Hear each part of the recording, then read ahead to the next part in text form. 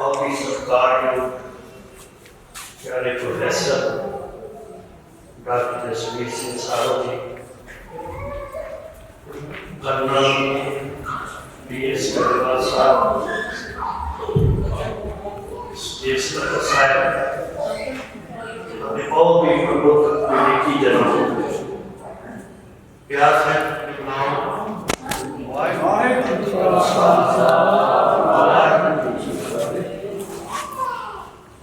आज सवेर तो साहिब श्री गुरु नानक देव महाराज जी के 550 साल आगमन दिवस को समर्पित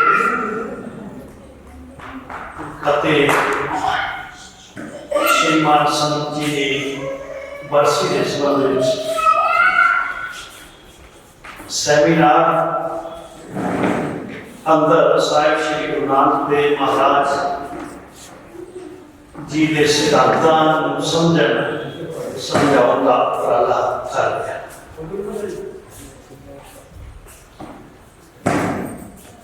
श्री गुरु नानक देव महाराज की विचारधारा धर्म के इतिहास में अपने आप में एक नवेकली विचारधारा है।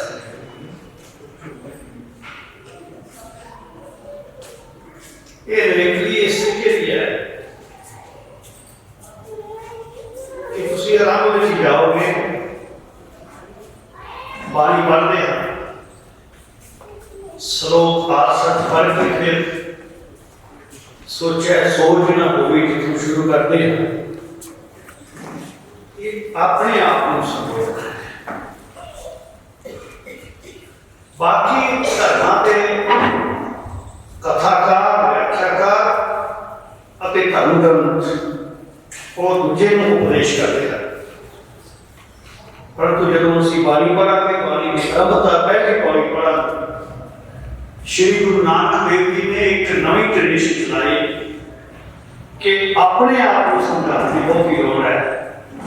निस्बत इसलिए किसी दूसरे को समझाए। जितने परंपरागत कथाकार सकते हैं वो कभी भी संगत नहीं कहने तो हानु नहीं करना चाहिए, तो हानु ऐसा करना चाहिए, ये बीमारी होना आप में सीखी। वो कहते सी सानू ये करना चाहिए, सानू किस तरह नहीं होना चाहिए, सानू के ज्ञान होना चाहिए, सानू के समझना चाहिए, अपने आप विच रख के हुण वो परंपरा जी है वो खत्म होती जा रही है। हुण उपदेश ते प्रवचन करने की प्रवृत्ति जी है वो आ गई है, अपने आप समझाने कर रही है, वो घटती कर रही है, जी के बाणी का केंद्र बिंदु है। हर जगह पे जे सिमरन करना है मैं कर रहा हूं, सिमरन करना चाहिए तो मैंने करना चाहिए, अरदास करना है तो मैं कर रहा हूं, लेकिन क्या अरदास तेन करना चाहिए, कहते मैं करना अरदास गुरु साहब सारे परिवार के ते बाणी छुट्टी बात निकलेगा। ये महाराज श्री गुरु नानक देव जी की एक बहुत बड़ी धर्म देन है कि बंदा जो है धार्मिक होना से अपना आपस बात बोलेगा, इनके समाज उसी सुब्रोध मैं जैसे नाम होते हैं, ये प्रवृत्ति सिख पंथ के जेड़ा मूल सिद्धांत ने उन्होंने इस तरीके नाल आई है। जेकर गल श्री गुरु नानक देव महाराज जी की की जाए, उन्होंने फलसफे, उन्होंने भाषा शास्त्री होने हर पक्ष तो उन्होंने कोई मुकाबला नहीं है। असी दक्षिण ओंकार बाणी पढ़ गए, दक्षिण ओंकार असी संत रब दी सिर तो आंग असी बाणी का पाठ कर लेते हैं ना, बहुतियां नूं दक्षिणी का पता है ना ही ओंकार के कुछ अर्थ की नहीं, इनको नहीं पता, ना ही इसका विषय वस्तु की है नहीं पता, उसका पता नहीं। दक्षिणी चुप के असी राग न लगाता, रामकली दक्षिणी किमें होता है, रामकली दक्षिणी लिखना होगा तो होगा रामकली दक्षिणी महला पहला ओंकार। सिर्फ इतना ही है। रामकली महला पहला दक्षिणी ओंकार समस्या क्या है? सिख ने ओंकार के अर्थ परमात्मा निश्चित कर रहे हैं। परमात्मा निश्चित जो कर रहे हैं दक्षिणी पूर्वी पश्चिमी परमात्मा हो ही सकता है। कोई दिशा थोड़ी तो सारी 10 दिशाओं का मार्ग है। दक्षिणी एक भाषा से दक्षिणी भाषा है, भाषा शास्त्री ने लिखा है आगरे को लेके मुल्तान तक की जितनियां उपभूमियां ने मेरा दसा का नाम दक्षिण ओंकार की है। मान लीजिए ओंकार ब्रह्म ओंकार के निश्चित ओंकार सहजमय ओंकार वेदनमय ओनम अक्षर त्रिपुरुषा ओंकार से भी एक अक्षर है वर्णमाला है। इस ओंकार का अक्षर वर्णमाला लिपि मैं हो सके अल्फाबेट अक्षर एक परमात्मा अक्षर में परिवर्तन किया है। एक ध्यान देना दूसरी चीज अक्षर नहीं परमात्मा ये लोग अक्षर कहते हैं। अक्षर शब्द सिर्फ परमात्मा वास्ते होता है। एक अल्फाबेट वास्ते नहीं होता, एक परमात्मा वास्ते होता है। वो जिला परमात्मा वास्ते शब्द है क्योंकि अक्षर में अविनाशी है। अविनाशी केवल परमात्मा है। अक्षर के भी अविनाशी हो गया क्योंकि ब्रह्म जीवे शब्द बनता है जीवे अक्षर इसका के अक्षर शब्द है। तो परमात्मा ओंकार में सृष्टि साधन वाला है उसमें अक्षर तब्दील करके प्रसाद श्री गुरु नानक देव जी ने दक्षिणी ओंकार के ब्रह्म में अगे की है आखे सारा सारा लिपि का विश्लेषण है। लिपि का विश्लेषण है सबसे शुरू कीता दूसरा शब्द दा आ गया आगे आ गया ये ध्यान देने वाली बात है। तो दा ना करने से पहला क्यों आ गया?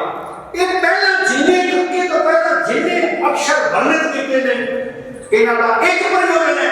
कि इन्हां दे आईने के रूप ਜਿਹੜੇ ਬਣ ਕੇ 52 अक्षर बन गए ने। इसने बहुत विद्या की प्राप्ति ਵਿੱਚ ਖਲਬਲੀ ਵਿਚਾਰ ਕੀਤੇ आम आदमी को सब नहीं आता इस करके ਇਹ ਵਾਧੂ ਅक्षर ਨੇ ਇਹਨੂੰ ਐਲਚ ਮਿਲਾ ਦੇਣਾ ਚਾਹੀਦਾ ਇਹਨੂੰ ਐਲਚ ਮਿਲਾ ਦੇਣਾ ਚਾਹੀਦਾ ਇਹਨੂੰ ਐਲਚ ਮਿਲਾ ਦੇਣਾ ਚਾਹੀਦਾ। ਇਸ ਕਰਕੇ ਇਹ ਵਿਸ਼ਲੇਸ਼ਣ ਹੈ ਕੱਕੇ ਤੋਂ ਪਹਿਲਾਂ ਵਿਸ਼ਲੇਸ਼ਣ ਹੈ। ਤਾਂ ਦਾ ਕਿਉਂ ਆ ਗਿਆ ਇਹ ਦੱਸਣ ਵਾਸਤੇ ਕਿ ਗੁਰਮੁਖੀ ਲਿਪੀ ਲੋਕੀ ਕਿਉਂ ਤਦਾ ਕਿਦਾ ਪ੍ਰਤੀਨਿਧ ਚੌਥੇ ਬਣੂਗਾ ਕਕਾ ਕਕਾ ਕਕਾ ਗੱਗਾ ਚੱਚਾ ਚੱਚਾ ਚੱਚਾ ਚੱਜਾ ਟੈਂਕਾ ਛੱਠਾ ਡੱਡਾ ਡੱਡਾ ਤਤਾ ਛੱਠਾ ਡੱਡਾ ਤਤਾ ਇਹ ਜਿਹੜਾ ਚੌਥਾ ਵਰਣ ਹੈ ਨਾ ਇਹਦਾ ਉਚਾਰਨ ਪੰਜਾਬੀ ਦਾ ਵਿਸ਼ੇਸ਼ ਹੈ। ਇਹ ਉਚਾਰਨ ਕਿਸੇ ਕੋਲ ਨਹੀਂ ਹੈ। ਡੱਡਾ ਤਤਾ ਪੱਪਾ ਚੱਜਾ ਗੱਗਾ ਡੱਡਾ ਇਹ ਸਿਰਫ ਪੰਜਾਬੀ ਦਾ ਉਚਾਰਨ ਤੇ ਮਹਾਰਾਜ ਨੇ ਇਹਨਾਂ ਦਾ ਇੱਕ ਪ੍ਰਤੀਨਿਧ ਛੋਟਿਆ ਕਰਦਾ वो ये दसन के शब्द बनाए हैं शब्द के लिए बनाए जिन्ना दे विच तत्ते दी टोन शुद्ध रह सकती है। वो शुद्ध क्यों रहेगी जे अध्यात्मिक कहना है तो तत्ते दी आवाज हिंदी में हो गई अध्यात्मिक में नहीं कह सकता वो कहेंगे ते शब्द बनाए जिन्ना के तत्ता पहला लगता सकते शुद्ध टोन तत्ते दी शुद्ध रह सकती है। इस करके धर्म बनाया धर्मी का बनाया ऊड़ बनाई जिन्हें नाम तत्ते की आवाज शुद्ध रहे ते मैसेज पहुंच सके कि जेकर लिपि वक्री ना हुई जे नागरी नहीं पंजाबी पढ़ते रहे तो निश्चित तौर पर पंजाबी की धुनी बिगड़ जाएगी। पंजाबी का ढाडे तत्ते की धुनी इतनी नहीं रह सकती। इसी तरह हो देखना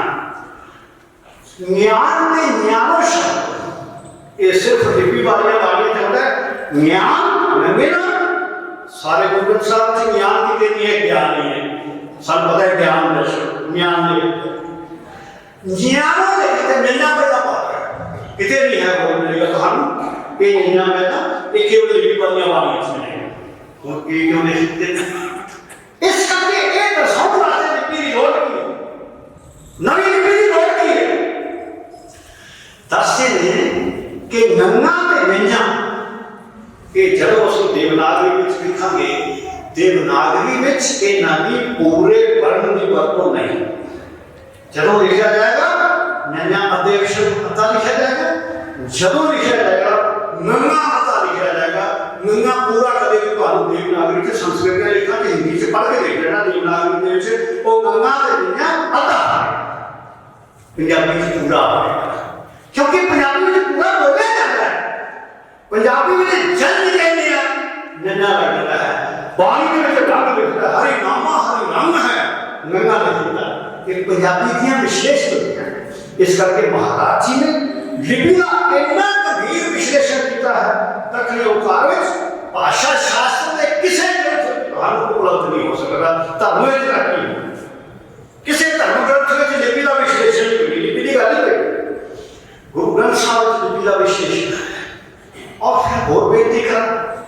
गुरु अर्जन देव महाराज जी ने बड़े पैमाने के और लिपि जी गुरु नानक देव सच्चे पातशाह जी से इंप्लीमेंट करता है। जो आद ग्रंथ साहब की लिखवाया इंप्लीमेंट करता है। और इंप्लीमेंट करके उन्होंने फिर की 52 अखर लिखी। इस 52 अखर को मिला के पढ़ना दक्षिणी ओंकार जेकर दक्षिणी ओंकार में अक्षर का वो कॉन्फिडेंस प्राप्त होएगा। क्यों? क्योंकि महाराज सच्चे पातशाह श्री गुरु अर्जन देव जो कोई गुरु नानक देव सच्चे पातशाह देगा उन्होंने इंप्लीमेंट करके शुक्राने की बाणी लिखी है। और ये दसिया कि जो विश्लेषण लिपि का गुरु नानक देव महाराज जी ने किया कितने लग नहीं सकता। एटी अनमोल सामग्री एटी अनमोल वस्तु कितने नहीं हो सकती। इस करके वो फिर की करते हैं पहला लिखते गुरुदेव माता गुरुदेव स्वामी परमेश्वर एक ही वासी है। ये नमस्कार सच्चे पातशाह और बाद में लिपि की सारी बात करके फिर लिखते हैं गुरुदेव माता गुरुदेव पिता नाम लिखते हैं। ये श्लोक आर अंत पढ़ना क्योंकि उन्होंने पता सी कि हरभजन सिंह वर्गे कई किंतु वादी जिन्होंने गुरु के विश्वास में पैदा होंगे जिहड़े कहणगे शायद 2 बारी अभी लिखा गया। इस करके लिख देना कि ये 2 बारी पढ़े ने इन्हें सोचना कि 1 बारी हुण 2 बारी क्यों पढ़ना क्योंकि गुरु नानक देव सच्चे पातशाह महाराज वो श्रद्धा कि जो एडा बड़ा भाषा विज्ञानी के लिपि का दाता सी उस गुरुदेव को नमस्कार आल के अंदर की है। ये दस्या है कि ये लिपि का विशेषण है और ये आधार पे 35 अक्षर बनाए गए। ये साहिब श्री गुरु नानक देव सच्चे पातशाह की कंट्रीब्यूशन है मानकर और खास करके पंजाबी लिखने बोली ते खास करके आम आदमी तक विद्या पहुंचाने वास्ते के उपराला है। क्योंकि देवनागरी के 52 अक्षर किन्ने किन्ने राले बनाते तो छोटा कितने बड़ा वो सारा काम जड़ा है गुरु साहब ने वो चुका देता है। और देखो कि पेट कटे शाह है। आज तुम देखो कि देखते थे पेट कटे शाह है पुरुष जो पुरुष लिखना तो प्रॉब्लम की है शेर भी ना लिखे ना जब तो नहीं शेर वाले शादी है तो उसे दूसरे शादी पेट कटे शादी हो रही है पेट कटे शादी तो हो रही है। पेट कटिया शाह पैर बिंदी वाला खास होता है जेड़ा पैर बिंदी वाला खास ही ओदे वास्ते शाह लिखा जाता है। तो हौली हौली साडे वर्गे लोकां ने गुरदेव पढ़ने शुरू कर दिए पुरुष कहना शुरू करता जब वो पुरुष ते महाराज जी ने कहा कि जेड़ा वो शुद्ध स्वरूप सी उसनु खाब में परिवर्तित करना वो कहते शाह थोड़ी है तो नहीं है ये तो नहीं खा है खट थोड़ा खट शास्त्र है शब्द शास्त्र नहीं है। कि पुराने वेद पाठ दिसना सियाने वो गुरु ही बोलते थे वो खाटी बोलते थे ये नवे जने उठे ने उन्होंने बोलना शुरू करता है। ये महाराज जी ने वो शुद्धत्व नहीं दी है वो दसती जब शाह पेट कटे थे होता सुखे खा सकता पेशाब भी खा बनाता विश्लेषण किया मंथन किया कि फिर इस तो बाद 35 अक्षर ने पट्टी में वर्णन कर रहे थे कि आप 50 अक्षर की सारी समीक्षा करके ये जो 35 निकलने में जेड़े भाषा लिखने वास्ते सफिशिएंट ने समर्थ एडे बड़े गुरु नानक साहब के पास समाज जब उन्होंने दर्शन के सिद्धांत की बात करते हैं सब तो पहले देखिए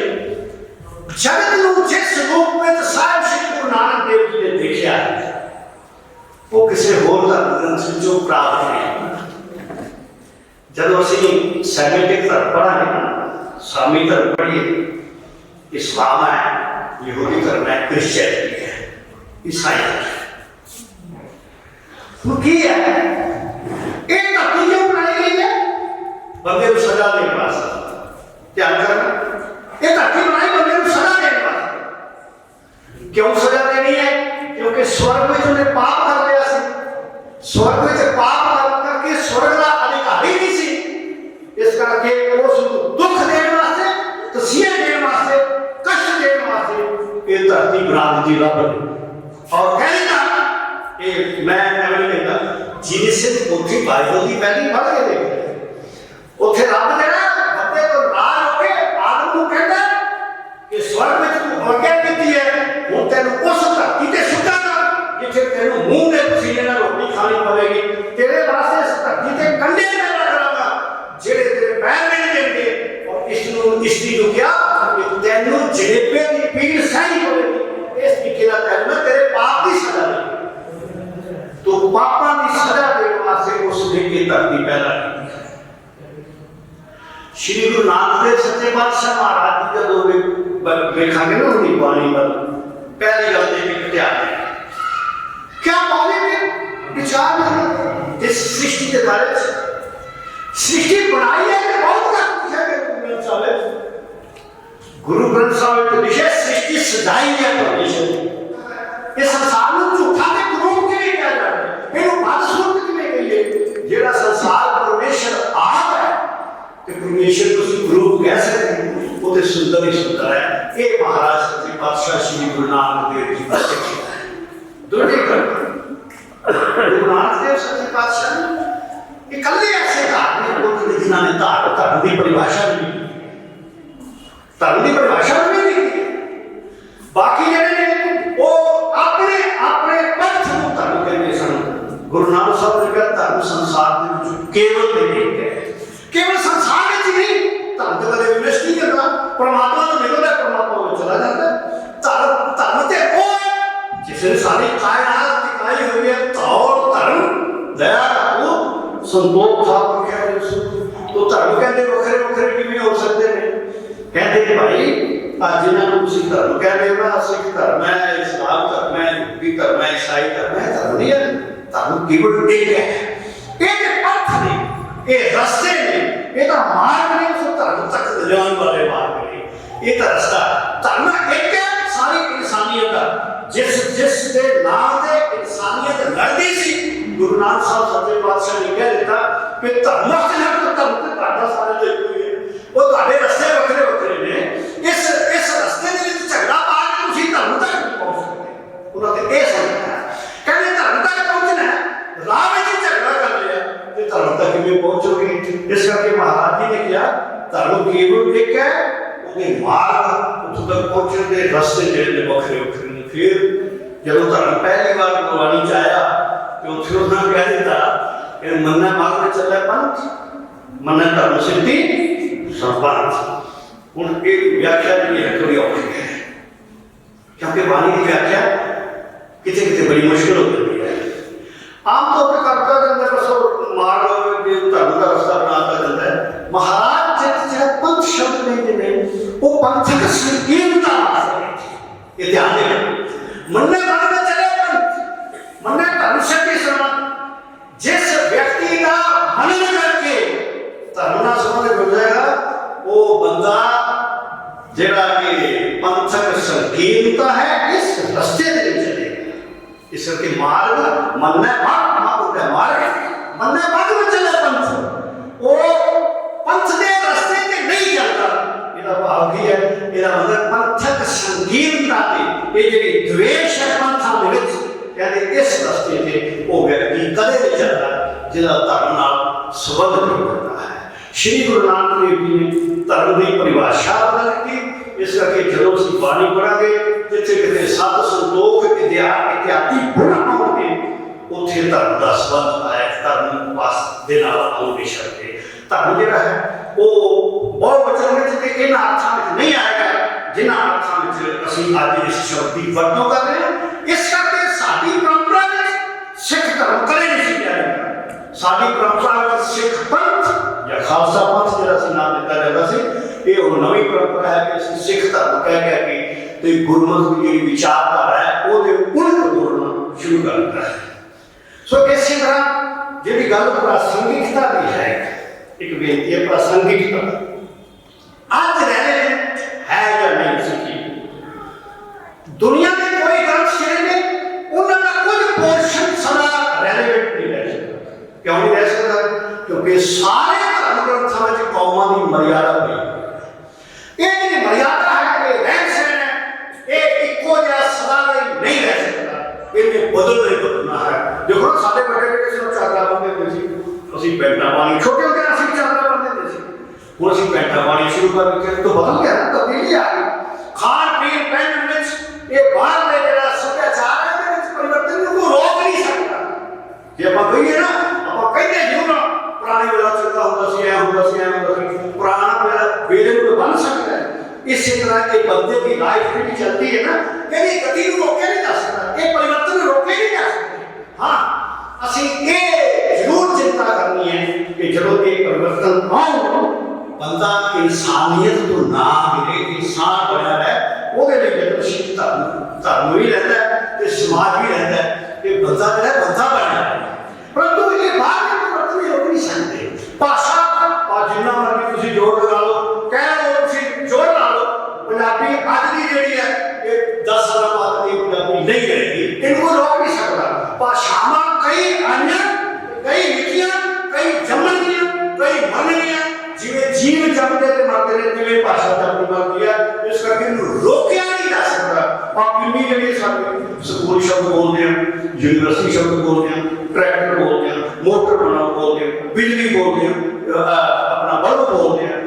ਇਹ ਸਾਰੇ ਦੇ ਸਾਰੇ ਸ਼ਬਦ ਜਿਹੜੇ ਨੇ ਅੰਗਰੇਜ਼ੀ ਵਿੱਚੋਂ ਆ ਗਏ ਨੇ। ਇਹ ਵਾਧੇ ਜਾਂਦੇ ਰੱਖਦੇ ਨਹੀਂ ਹਨ ਕਿਉਂਕਿ ਇਹਨੂੰ ਰੋਕਿਆ ਨਹੀਂ ਜਾ ਸਕਦਾ। ਹਾਂ, ਅਸੀਂ ਚਿੰਤਤ ਜ਼ਰੂਰ ਹੁੰਦੇ ਹਾਂ ਕਿ ਸਾਡੇ ਪੁਰਾਣੇ ਗ੍ਰੰਥ, ਸਾਡੇ ਗੁਰੂ ਗ੍ਰੰਥ ਸਾਹਿਬ ਦੀ ਬਾਣੀ ਇਹ ਜਿਸ ਭਾਸ਼ਾ 'ਚ ਲਿਖੀ ਹੈ ਉਹਨੂੰ ਜੀਵਿਤ ਰੱਖਣਾ ਸਾਡਾ ਫਰਜ਼ ਹੈ ਤਾਂ ਕਿ ਉਸ ਬਾਣੀ ਨਾਲ ਜੁੜੇ ਰਹੀਏ। ਇਹ ਸਾਡਾ ਰਹੇਗਾ ਯਤਨ। ਪਰੰਤੂ ਫਿਰ ਵੀ ਇਹ ਜਿਹੜੀ ਗਤੀ ਮੰਗਦਾ ਹੈ,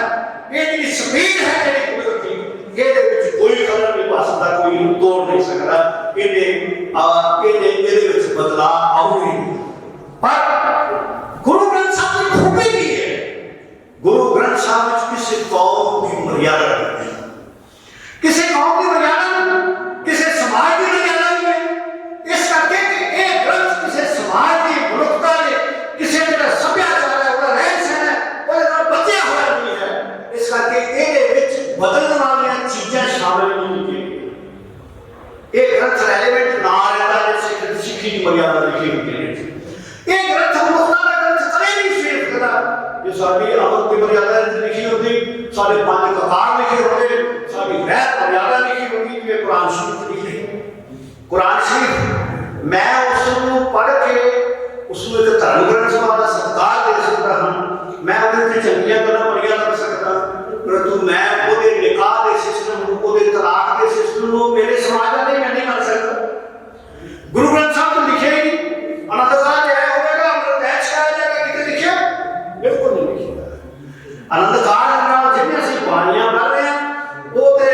ਅਸੀਂ ਉਹਦੇ ਚੋਂ ਭਾਵ ਕੱਢਣ ਵਾਸਤੇ, ਕਿਉਂਕਿ ਬਾਣੀ ਨਾਲ ਜਿਹੜਾ ਕਰਨ ਤੋਂ ਅਸੀਂ ਸ਼ਬਦ ਬਣਾ ਰਹੇ ਨੇ ਕਿ ਆਹ ਸ਼ਬਦ ਜਿਹੜੇ ਨੇ ਹੈ ਤੇ ਸਾਰੇ ਆਤਮਾ ਤੇ ਪਰਮਾਤਮਾ ਦੇ ਪਿਆਰ ਨੇ। ਉਹ ਬੰਦੇ ਦੇ ਪਿਆਰ ਤੇ ਹੈ, ਉਹ ਤੇ ਆਤਮਾ ਤੇ ਪਰਮਾਤਮਾ ਦੇ ਪਿਆਰ ਹੈ। ਪਰੰਤੂ ਕੁਰਾਨ ਸ਼ਰੀਫ ਵਿੱਚ ਗਾਇ ਕਿਹੜੀ ਜਿਵਾ ਕਰਨੀ ਹੈ, ਕਿਵੇਂ ਵੱਢਣੀ ਹੈ, ਮਾਸ ਕਿਹੜਾ ਖਾਣਾ, ਕਿਹੜਾ ਨਹੀਂ ਖਾਣਾ, ਵਿਆਹ ਕਿਹਦੇ ਨਾਲ ਕੀਤਾ ਜਾ ਸਕਦਾ, ਕਿਹਦੇ ਨਾਲ ਨਹੀਂ ਕੀਤਾ ਜਾ ਸਕਦਾ, ਤਲਾਕ ਕਿਵੇਂ ਕਰਨੇ, ਨਿਕਾਹ ਕਿਵੇਂ ਹੋਵੇਗਾ, ਇੱਜ਼ਤ ਦਾ ਟਾਈਮ ਕਿਵੇਂ ਹੋਵੇਗਾ, ਮੈਂ ਕਿਵੇਂ ਹੋਵੇਗਾ, ਸਾਰੀ ਦੀ ਸਾਰੀ ਸ਼ਰੀਅਤ ਜਿਹੜੀ ਹੈ ਉਹ ਕੁਰਾਨ ਸ਼ਰੀਫ ਦੇ ਵਿੱਚ ਹੈ। ਇਸ ਕਰਕੇ ਉਹਦੇ ਵਿੱਚ ਰਸਮਾਂ ਚੀਜ਼ਾਂ ਪੁਰਾਣੀਆਂ ਹੋ ਸਕਦੀਆਂ ਨੇ ਜਿਹੜੀਆਂ ਅੱਜ ਪ੍ਰਾਸੰਗਿਕ ਨਾ ਹੋਣ। ਗੁਰੂ ਗ੍ਰੰਥ ਸਾਹਿਬ ਵਿੱਚ ਹੈ ਹੀ ਨਹੀਂ। ਗੁਰੂ ਗ੍ਰੰਥ ਸਾਹਿਬ ਵਿੱਚ ਬੰਦਾ ਅੰਦਰੋਂ ਕਿਵੇਂ ਹੈ, ਬਾਹਰੇ ਜਿਹੜੇ ਵਿਕਾਰ ਆ ਗਏ ਨੇ ਇਹਦੇ ਵਿਕਾਰ ਹਮਲਾ ਕਿਵੇਂ ਕਰਦੇ ਨੇ, ਔਰ ਬੰਦਾ ਜਿਹੜਾ ਹੈ ਇਹਦਾ ਸੁਧਾਰ ਕਿਵੇਂ ਹੋ ਸਕਦਾ ਹੈ, ਉਹ ਵੀ ਬੰਦਾ ਸਿੱਖਦਾ ਸੁਧਾਰ ਹੋ ਸਕਦਾ ਹੈ, ਮੁੱਦਾ ਹੀ ਨਹੀਂ ਇੱਥੇ ਤੇ ਬੰਦਾ ਜਿਹੜਾ ਕਿਵੇਂ ਹੋ ਸਕਦਾ ਹੈ ਕਿ ਸਚਿਆਰਾ ਹੋਈ ਹੈ ਕਿ ਪੂਰਾ ਟੁੱਟਾ ਬੰਦਾ ਸੱਚ ਦਾ ਧਾਰਨੀ ਕਿਵੇਂ ਹੋਵੇ। ਜਿਹੜੀਆਂ ਬੰਦੇ ਦੀਆਂ ਬਿਮਾਰੀਆਂ ਵਰਣਿਤ ਨੇ ਸ਼੍ਰੀ ਗੁਰੂ ਗ੍ਰੰਥ ਸਾਹਿਬ ਵਿੱਚ, ਉਹ ਸਦੀਵੀ ਨੇ ਕਾਮ ਕਰੋ ਲੋਕ ਓੰਕਾਰ तक बनया कदों तक है तो जदों तक जीवन रहेगा ते बीमारियां रहनियां ने और इन्हां दा इलाज वो भी सदीवी रहना है वो नाम ही दारू है नाम ही औषध है जिसने इन्हां दा इलाज करना है। सो महाराज जी की बड़ी बड़ी कृपा है सिक्खी जी है ये कितनी उच्ची सुची है सब पता नहीं है सही गल है। देखो सारे दुनिया के धर्म जो उन्होंने अपने अपने रब के नाम दिते हैं सिख धर्म ने रब का नवा नाम नहीं दिता कोई नाम दिता है हाँ तुम कहोगे वाहिगुरू नाम दिता वाहिगुरू नाम नहीं है वाहिगुरू का अनाम की एक स्थिति है जरा जाप साहब पढ़े नाम है अनाम वो अनाम की चीज है अनाम है पीछे नाम सिर्फ विस्मार वाला है नाम नहीं रहे ना फिर हरि रह जाए ना गोविंद रह जाए जब हरि गोविंद अल्लाह राम रहीम करीम ये सारे के सारे जो एक हो जाते हैं ना ते वो जिहड़ा फिर साधक ਨੂੰ ਸਵਾਦ ਹੁੰਦਾ सारे नामां ਦਾ सारे नाम ਇੱਕੋ ਜਿਹਾ ਹੋ ਜਾਣ ਉਹ ਜਿਹੜਾ ਸਵਾਦ ਹੁੰਦਾ उस स्वाद ਵਿੱਚ सिख गुरु का शुकराना करता है जिसने के स्वाद ਦਿੱਤੀ है कि सारा अपने सारे नाम कोई गलत नहीं हो जाए उस गुरु वास्ते कहते हैं हे गुरु तू धन है वाह हे गुरु तू धन है तो फिर ये गुरु साहब का शुकराना है जिस रब का नाम थोड़ा है रब का नाम ही है हाँ इन्हों जपते क्यों क्योंकि ये रब के नाम का विस्मार है आनंद है स्वाद है। तो महाराज जी ने बड़ी बख्शिश की है बलिहारी जाओ जितने तेरे नाम है कहते आज जितने नाम उठकर सब ने गिने नहीं जितने भी तेरे परमेश्वर के नाम ने मैं सारे ने कुर्बाना वो चाहे ईसाइयां ने चाहे यहूदियों ने चाहे मुसलमानों ने चाहे हिंदुओं ने सारे नामों का जेड़े तेरे नाम ने मैं उन्हें कुर्बान ते सिखी ने रब के नामों में वादा नहीं किया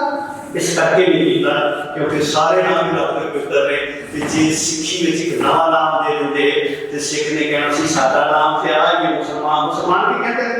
वो कहते कुरान ते हदीस में 99 नाम रब दे आए ने ते 100वां नाम रब दा नहीं हो सकदा सिर्फ 99 हो सकदे ने ते साडी जे विचारधारा है ओदे विच जितने गुरु ग्रंथ साहब च आए ने इस तो 10 गुना हो जब पढ़ने ना पानी जब उसी पढ़ना एक दो जीवन लाख हो गए लाख लख लख बेड़ा आखी है एक लख कितना ही तुसी कमल करो जिन्ना मर्जी तुसी रब दे नाम ले जाओ परंतु कहते कि आखिरकार फिर की होता है रब का नाम एक ही रह जाता है केवल ते केवल एक हो जाता है। सो ये विचार इतना ऊंचा सच्चा धर्म की एकता का रब की एकता का बानी बाटे ना एक ओंकार एक किसी धर्म ने नहीं पाया एक नहीं पाया अल्लाह के अर्थ तोड़ दो ओंकार टूट गया ओंकार के अर्थ कई कर कई अर्थ ओंकार हो गए मनुष्य उपनिषद पढ़ो ओंकार वेद में भी है ओंकार की उपमा उपनिषद के बाद भी दी गई है जब तुसी ईशावासियों उपनिषद पढ़ोगे तो ओंकार की महिमा परंतु मांडुक्य उपनिषद ने एक विचार देता कि एक ही देव है एक ब्रह्मा विष्णु महेश ये तीन देवताओं का बोधक केड़ा है वो ओंकार है ते फिर वो कहते दुनिया में ने रजत तम सत माया ने तीन गुण ओंकार एक ओंकार टूट गया अल्लाह ने बोले जैसे अग इलाय अल्लाह मतलब सूरज अल्लाह मतलब होते हैं सॉरी इलाय का मतलब सूरज ते अल्लाह मतलब होता है बड़ा तो सूरज जी हो गया जिन्हें विष्णु भगवान कहा गया है सूरज भगवान सूर्य नारायण कहा जाता है इसके अर्थ नहीं अल्लाह ने तो ये तोड़े जा सकते हैं परंतु गुरु जी ने एक आदेश दिया मैं बेनती करते हैं सब व्याख्या करने से भी ओंकार एक परमात्मा नहीं है अद्वैत परमात्मा नहीं है अद्वैत परमात्मा केवल एक है एक अद्वैत है कोई नहीं कर सकता ओंकार की तीन रेखावां ने वो तीन रेखावां तीन चीज़ों का बोध वो तीन चीज़ों का ज्ञान करवाती है इसका क्यों तीन है तीन चीज़ों में से एक हो गया वो तीन चीज़ें तीन वस्तुएं ने परंतु जो एका है ये शुरू नहीं तोड़ा जा सकता ये केवल एक रेखा है जिसको उसे तोड़ नहीं सकते तो इस करके भाई उदास साहब ने क्या एका एकंकार लिख दिखा दिया लिख के दिखा दिया रब का स्वरूप कि आ एका है इन शब्दां नहीं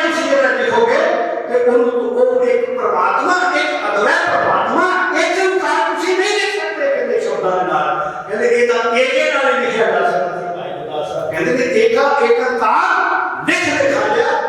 ऊड़ा ओंकार पास भर लिया फिर देखो बंदियां की विजडम देखो शान देखो कहते क्योंकि हिंदू धर्म पंथ की है हिंदुओं के विच ओम का उच्चारण आप बन है ओम कि उन्होंने कहा सिक्खी ओम नहीं है ओम है ओम है इसका क्या ऊड़ा ओंकार एक दिन आप केड़ी चीज लाई है आया नहीं आया ऊड़ा लाया कि इसमें ओंकार बोलना है ओंकार नहीं बोलना है तो ओंकार के तीन चीजें मेरी सिक्खी व्याख्या है ऊड़ा उस कर्म वास्ते है ओ वास्ते आ किसी जगत वास्ते है ते मां हम वास्ते है जीव वास्ते है ये त्रिंटी है परमात्मा जगत ते जीव की हिंदू पंथ की है जगत ब्रह्म ते जीव सिख विचारधारा की है ब्रह्म पहना उसे जगत पहना इसे करके रब उसे सब नहीं है ते मंदिर में मूर्ति बन जाता है ते सिख ओंकार है वो दर्शन में फर्क है क्योंकि पूरा ऊड़ा पहना आ गया ब्रह्म पहना है जगत बाद में आया जीव को सो बाद आया सॉरी क्योंकि टाइम में ज्यादा रह गया पर एक चीज़ें होने के विचोली गल है कि दर्शन की सिद्धांत की गल होती है तो कुछ अंश मेरे ने वो मैं इतने कुछ समय में तुम्हारे सामने रख सके बहुत धन्यवाद वाहिगुरू जी का खालसा वाहिगुरू